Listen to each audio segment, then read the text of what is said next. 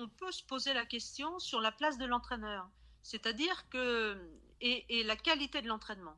Est-ce que, finalement, on s'interroge sur le quantitatif ou le qualitatif?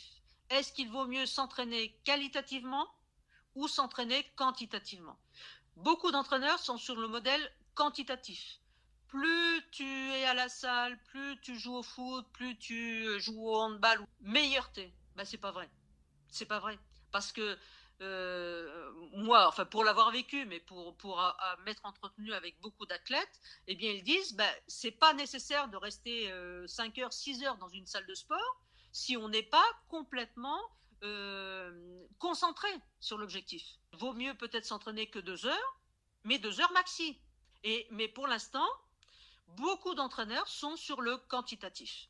Quand vous êtes athlète de haut niveau, vous êtes quelqu'un, vous êtes un héros sportif. Si vous allez voir le psy, qu'est-ce que l'on dit de vous? Moi, j'ai rencontré beaucoup d'athlètes qui allaient voir le psy sans le dire, parce que c'est un signe de montrer à l'autre qu'on a des faiblesses. Au contraire, on devrait penser que l'accompagnement psychologique est une aide à la carrière. Mais encore en France, on est dans l'esprit que aller voir un psy, c'est parce qu'on est malade et que finalement on a un grain de folie dans la tête. Alors que c'est, de mon point de vue, un véritable accompagnement. Mais normalement, c'est prévu dans les textes.